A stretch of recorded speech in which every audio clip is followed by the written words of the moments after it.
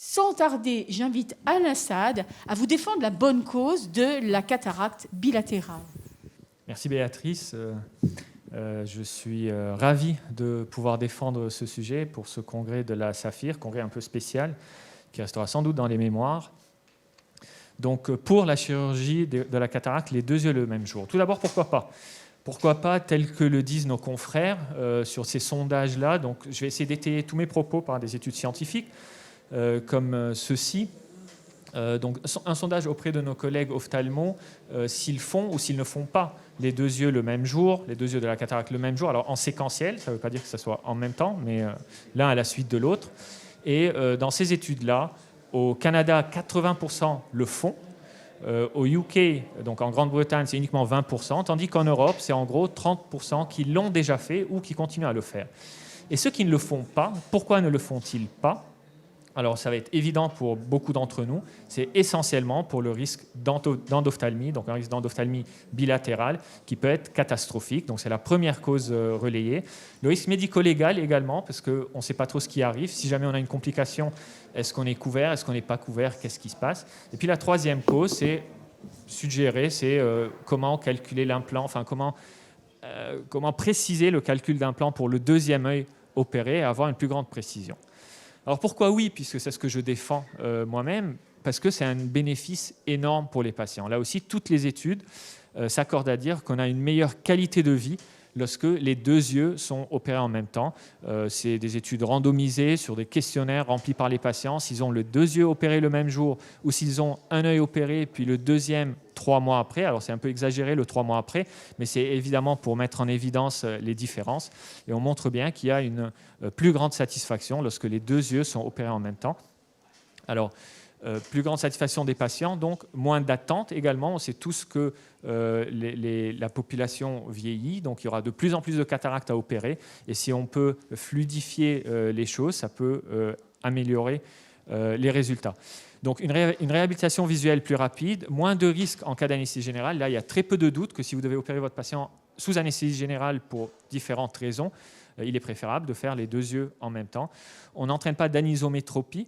On a tout de suite une vision binoculaire qui est retrouvée. Je dois reconnaître que depuis que j'ai commencé à opérer les deux yeux de cataracte en même temps, c'est le seul moment où, après une chirurgie de cataracte, j'ai retrouvé ce wow effect qu'on retrouve également quand on opère les patients de LASIK. Dès le lendemain, les patients sont ravis.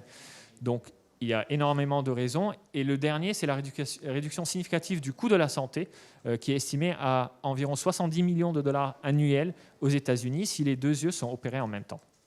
Alors, si on veut le faire, comment va-t-on le faire ? Parce que c'est ça qui est important pour le faire sans risque ou avec le moins de risques. L'indication opératoire, évidemment, une cataracte bilatérale, pas sur des yeux bizarres, pas sur des œdèmes de cornée, pas sur des rétinopathies diabétiques, pas chez des patients diabétiques non plus. Il faut que ça soit clair, net, l'indication est là. Ensuite, il ne faut pas s'aventurer dans ça. Ce n'est pas un Koh-Lanta que vous faites. Il faut que vous fassiez ça dans une clinique que vous connaissez, où vous opérez depuis longtemps, où vous avez les résultats. Vous savez que vous n'avez pas eu d'endophtalmie depuis un petit moment, que vous n'avez pas de syndrome d'inflammation du segment antérieur, enfin, que tout se passe bien, en gros, dans cette clinique-là, avec la même équipe qui connaît bien les démarches à suivre. Le protocole opératoire, voilà comment je fais. Le patient rentre en salle d'opération, tout est étiqueté, on sait quel œil on opère, toute l'équipe est au courant évidemment. On fait le premier œil, puis le patient sort dans une petite salle de repos. Pendant ce temps, on opère un deuxième patient, tout est étiqueté, on a la liste des patients du jour. Le deuxième patient est opéré, un troisième patient est opéré. Ensuite, je recontrôle le patient dont je dois opérer le deuxième œil à la lampe à fente. Mon technicien le revoit également. Ici, c'était pour un implant torique, par exemple. Il refait un autoref, il vérifie si l'implant, si l'axe est bien. On voit bien ici que l'astigmatisme résiduel est bien diminué. Et c'est à ce moment-là que le patient re-rentre en salle d'attente, environ 1 heure, 1 heure et demie après, pour lui faire le deuxième œil. On utilise évidemment un autre champ stérile, d'autres instruments, et c'est ça qui est essentiel. Une deuxième boîte d'instruments qui a été stérilisée avec un autoclave différent, pas le même, un autre visqueux, une autre marque de visqueux, ou alors un visqueux qui provient d'un autre lot. Il faut vraiment séparer tout, que ce soit deux chirurgies totalement indépendantes pour que ça soit fait dans de bonnes conditions. Et là, c'est vraiment essentiel. Donc, ne partez pas sur ce genre d'intervention sans vraiment prévenir de tout ça. Ensuite, le choix de l'implant. Alors, le choix de l'implant, pour ne pas avoir de problème réfractif, utilisez les dernières générations, les 4e générations, pour n'en citer qu'une, je dirais la Pearl DGS, puisqu'elle marche très bien, développée par Damien Gatinel et Guillaume de Bellemanière. On voit déjà quelques publications là-dessus qui montrent que ça fonctionne très très bien. Alors, qu'est-ce qui se passe si on a une complication? Si c'est sur le premier œil, eh bien, on ne fait pas le deuxième. Les patients sont prévenus. Ils savent qu'on va les examiner entre les deux. Ils savent que s'il y a une complication péropératoire, le deuxième œil n'est pas fait. Si la complication survient sur le deuxième, ben, on la gère comme on l'aurait géré normalement. Alors, pourquoi pas? Erreur réfractive, eh bien, les études montrent qu'il n'y a strictement aucune différence en termes de réfraction entre le deuxième œil opéré, si c'est en différé, ou le premier ou le deuxième œil si c'est opéré en même temps. C'est clair, net, c'est sur plus de 14 000 patients cette étude et ça le montre bien. Alors, deuxième possibilité, l'endophtalmie. Est-ce que c'est vrai? Est-ce qu'il y a un risque plus important d'endophtalmie bilatérale lorsqu'on opère les deux yeux le même jour? Alors, il y a moins de 10 cas rapportés sur des endophthalmies bilatérales et moins de 5 vraiment bien étiquetés. Je vais vous en parler de ces 5. La première date de 1978. Vous voyez, ce n'est pas un sujet récent, c'est un sujet assez ancien. Et dans aucun de ces cas rapportés, les mesures de précaution que je vous ai citées ont été respectées. Dans celle-ci, par exemple, la patiente avait une septicémie et une dysentérie, les mêmes boîtes d'instruments ont été utilisées. Bon, on va passer rapidement. Plus récemment, en 2005, en Turquie, une endophtalmie bilatérale. Là, on s'est rendu compte qu'en fait, c'est la même boîte d'instruments qui a été utilisée, mais qui a été flashée. Mais par contre, le type de phaco était exactement la même. La patiente a récupéré une vision acceptable après. Là, c'est un cas catastrophique d'une endophtalmie à pseudomonas avec une cécité induite. Mais par contre, c'est exactement les mêmes instruments qui ont été utilisés pour les deux yeux, exactement ce qu'il ne faut pas faire. Enfin, le cas qui se rapporte peut-être plus à la bonne pratique, un cas d'endophtalmie bilatérale, effectivement, qui est arrivé en Grande-Bretagne. Alors, tout était bon, sauf que les instruments des deux yeux ont été stérilisés dans le même cycle de stérilisation. Et donc, endophtalmie bilatérale, la patiente a récupéré une acuité visuelle acceptable. Mais bon, ça peut arriver, effectivement, ça peut arriver. Alors, dans quelle fréquence? Parce que c'est ça qui est important. Si on regarde l'incidence de l'endophtalmie bilatérale sur plus de 95 000 interventions, ils ont eu 0 endophtalmie bilatérale et l'incidence de l'endophtalmie unilatérale était de 1 sur 14 000. Et si on regarde les dernières publications sur l'incidence de l'endophtalmie unilatérale, elle est d'environ, lorsque les bonnes pratiques sont respectées, 0,04%. Alors le risque théorique d'endophtalmie bilatérale, encore une fois, si tout est respecté, si toutes les précautions dont je vous ai parlé sont respectées, il est de 0,00016%. Je sais que Dominique va en parler en long et large tout à l'heure, mais ce n'est pas parce qu'il va en parler longtemps que c'est quelque chose qui est fréquent. Donc c'est extrêmement rare. Le TAS est également rare dans ces cas-là. Et si on compare le risque d'endophtalmie bilatérale et le risque de TAS au risque d'accident de la voie publique que peuvent rencontrer les patients lorsqu'ils se déplacent, tout simplement, pour venir à votre consultation, et on ne parle pas encore du Covid et du risque du Covid, eh bien, on risque d'avoir une endophtalmie bilatérale pour 3 accidents mortels de la voie publique. Donc je ne sais pas ce qui est plus important, d'être aveugle ou de mourir, mais il faut savoir la réalisation d'une cataracte bilatérale le même jour protège contre d'autres problèmes. Alors avec le Covid, ça va être beaucoup plus. Je n'ai pas pu retrouver parce qu'on ne connaît pas encore l'incidence ou le risque de Covid lorsqu'on se déplace à la clinique, mais ce risque est certainement non négligeable. Du coup, on protège contre ça. Et pour finir sur une note un peu plus heureuse, il faut savoir, cher Dominique, que tu as 3 fois plus de chances de gagner à l'euro-million que d'avoir une endophtalmie bilatérale. Donc il faut bien y penser aussi. Merci. Good job. Donc, Dominique, à toi l'honneur de nous dire pourquoi pas du bilatéral. Cher Alain, merci pour tes arguments. Je vais essayer de vous démontrer pourquoi, pour ma part, je suis plutôt contre cette chirurgie de la cataracte le même jour. Et mon premier argument est un argument factuel, c'est que globalement, ça n'existe nulle part. La règle est quand même une chirurgie séquentielle et la chirurgie bilatérale le même jour reste l'exception, à part au Canada, comme tu l'as parfaitement maîtrisé. Alors pourquoi finalement? Malgré un intérêt croissant, il y a même eu des sociétés, je pensais que tu allais le nommer, une société qui a été développée pour la chirurgie bilatérale en Angleterre, qui a essayé de valoriser avec tous les arguments que tu as développés, et pour autant, ça n'a jamais pris. Ça serait bien que j'ai ma présentation.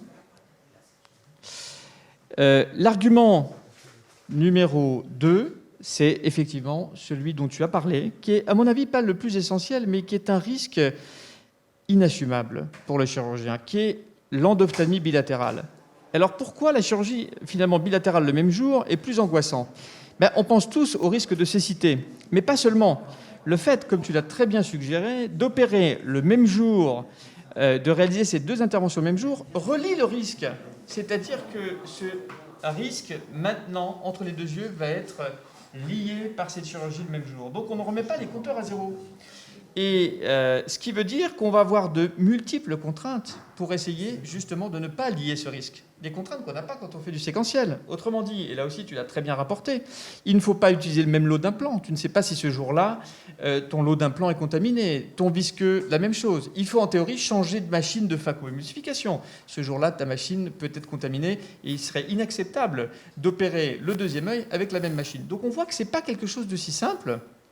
Et je te remercie encore pour l'honnêteté de tes propos, et que ces contraintes, finalement, ne simplifient pas la vie du praticien comme on pourrait le penser. Elles compliquent la prise en charge de nos matinées opératoires et probablement complexifient la fluidité de la chirurgie de cette cataracte. Quand on dit monnaie, on a finalement également à souligner que sur le plan du modèle économique, en tous les cas en France, on fait un acte et la moitié de l'autre en termes de cotation. Dans le meilleur des cas. D'ailleurs, dans une stratégie comptable, peut être un des facteurs limitants. Pour ceux qui Absolument. ont bien tiré le son de ce qui a été dit, c'est pas cataracte les deux yeux le même jour, c'est un œil et un autre œil. C'est comme si on avait deux patients séparés, donc c'est le fameux concept séquentiel. Ça faisait partie. Raison sur l'aspect économique? Alors, c'est tout à fait vrai en France. Ça ne l'est pas dans d'autres pays.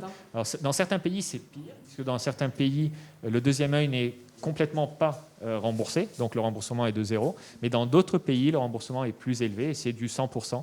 Et du coup, certainement, c'est dans ces pays-là que ça se développe plus. Et c'est là où, justement, il faudrait légiférer pour changer ces règles-là, si jamais on trouve que c'est mieux. Et pour ajouter un élément, c'est certainement plus difficile à mettre en place, je suis tout à fait d'accord. Il faut réfléchir dans l'idée que peut-être qu'à Paris, peut-être que dans les grandes villes, ceci n'est pas une nécessité certainement, mais il faut se dire que dans les zones rurales, où les patients ont besoin de se déplacer, de faire 100 km pour trouver la clinique, de faire 200 km pour trouver leur ophtalmo, il y a peut-être la place de se casser la tête pour leur organiser les choses de manière à ce que ça soit plus simple pour eux. C'est sûr qu'à Paris, si le patient doit mettre 5 minutes pour arriver à la clinique ou à l'hôpital, il n'est pas nécessaire de faire c'est pas une nécessité absolue. Mais c'est l'une des raisons d'ailleurs pourquoi au Canada c'est tellement développé, parce que les patients ont d'énormes distances parfois à voyager pour aller voir leur ophtalmo et du coup ça limite leur déplacement. Merci Alain, parce que c'est justement un argument qui va dans mon sens avec la simplification des pratiques. Tu sais maintenant qu'on ne fait pas revenir les patients à J1 pour le contrôle post-opératoire et que petit à petit, merci, la chirurgie bilatérale le même jour perd un peu de son intérêt avec la simplification de nos procédures. Les patients ne viennent que pour l'opération de la cataracte, repartent chez eux et ensuite reviennent 15 jours ou 3 semaines plus tard. Donc, alors, peut-être quelques chiffres pour de vrai cette fois-ci. On peut faire avancer mon... Alors, voilà, c'est ce que je vous ai dit, tout d'accord. Alors pour moi, pourquoi ça n'est pas pratiqué? Parce que les motivations, finalement, elles sont peu médicales et que les raisons économiques et pratiques prévalent, on le verra tout à l'heure. Ça, je vous l'ai dit, le risque d'endophtalmie bilatérale, le fait que ce risque n'est plus indépendant entre les deux et des conséquences qui sont encore une fois inassumables, je passe. Contrainte de la chirurgie du même jour, je l'ai dit tout à l'heure, il faut recommencer la procédure de A à Z et on verra que ça a un retentissement économique puisque toutes ces contraintes finalement ne sont pas prises en charge économiquement et qu'au contraire, on nous diminue de moitié le remboursement, voire pas du tout. Le changement de l'eau, je l'ai également évoqué. Mais un argument qu'on n'a pas évoqué ensemble, c'est le post-opératoire et une convalescence beaucoup moins bien supportée par les patients. On a parlé de cataracte standard avec des cornées claires immédiatement après, mais tu évoques des patients qui habitent à la campagne. Tu n'es pas sans savoir que ces patients ont souvent des cataractes très évoluées, avec un œdème cornéen qui, s'il n'est porté que sur un côté, va être rien, un épiphénomène qui, s'il se développe des deux côtés, va finalement prolonger cette période un peu pénible. On peut même provoquer du handicap visuel après la chirurgie. Je me souviens comme ça d'un cas en Afrique où nous avions opéré un patient qui habitait loin des deux côtés et qui n'a vu pour lui que le jour de l'opération. Le lendemain, il avait un œdème cornéen très important. Il avait parlé d'opération d'un jour de la cataracte parce qu'il avait revu finalement qu'une seule journée. Il faut bien aussi penser que la tolérance et l'observance thérapeutique sont en baisse lorsque vous avez les deux yeux à traiter. Qui va mettre 2 coques oculaires la nuit pour protéger son œil opéré? Le risque infectieux en utilisant le même collier pour les 2 yeux est aussi un petit peu augmenté en cas de contamination, on ne l'a pas dit, mais du flacon. Et comme je l'ai dit tout à l'heure, l'avantage du bilatéral diminue parallèlement à la simplification de nos pratiques. Et puis ce délai entre les 2 chirurgies, finalement, que tu veux supprimer, c'est un délai qui reste utile. Priver de ce délai, c'est se priver d'informations très importantes. La première information très importante, c'est l'ajustement réfractif. La chirurgie de la cataracte est devenue réfractive. On fait tous des bascules, on utilise des implants multifocaux, et c'est une question que je pose très fréquemment à mon patient lorsque je l'opère du 2e œil. Quelle vision voulez-vous, madame, monsieur, que je renforce à l'occasion de la chirurgie de ce 2e œil? Et tous ont une réponse finalement assez évidente. Ah ben de loin ça va, mais de près c'est un peu juste. Ou l'inverse. Et finalement on va jouer sur 0,25, sur 0,50. On a le résultat réfractif du 1er œil. Ça nous permet cet ajustement finalement extrêmement précieux. Ça nous permet de mener une enquête en cas de complications. Tu l'as évoqué avec les séries de TASS. Tu sais très bien que les TASS évoluent par épidémie. Alors certes, ce sont des événements rares, mais il y a plein de petites complications qui peuvent survenir, des réactions au niveau d'une intervention qui sont spécifiques du patient, qui vont nous permettre dans cet intervalle de gérer et de mener une enquête qui vont être salutaires pour l'opération du 2e œil. Enfin, un argument qu'on oublie souvent, c'est l'acceptation par le patient de l'intervention. Qui n'a jamais entendu « mais j'aurais jamais dû me faire opérer ». Depuis que vous m'avez opéré, ma vie est très difficile. Alors que même que ce patient a récupéré 10 dixièmes. Et lorsque vous lui posez la deuxième question, voulez-vous qu'on supprime l'intervention du 2e œil? Tous répondent, oh non, quand même pas, docteur. Donc ça, c'est un argument pour nous aussi, pour les mauvais coucheurs, pour ceux qui n'acceptent pas de mieux voir. Donc, Béatrice Kochner l'a parfaitement évoqué, je pense que l'élément bloquant majeur, au-delà de tous mes arguments, reste un élément économique, puisque pour l'instant, il n'y a pas de compensation ni pour l'établissement, ni pour le praticien de toutes les contraintes que tu as dit, et même on nous supprime le rapport de cette 2e intervention ou on le divise par 2. En conclusion, je dirais simplement qu'on a la chance d'avoir 2 yeux, nous ne sommes pas des cyclopes, et que ça serait dommage finalement de ne pas en profiter, que l'intervention séquentielle de la cataracte demeure le plus longtemps possible. Merci beaucoup. Merci. Et donc, pour la conclusion, on pourrait dire que la séquentielle doit demeurer, mais elle peut se faire le même jour. Et donc, je pense que très probablement, et M. Covid va nous y aider, ce sera le chemin pour y avancer. Le modèle économique est à travailler. La méta-analyse, je sais qu'il en est une grosse qui est en cours, nous aidera sûrement à le démontrer. Mais rendez-vous l'année prochaine, parce que sûrement que ce topic aura avancé. Merci à tous. Merci beaucoup.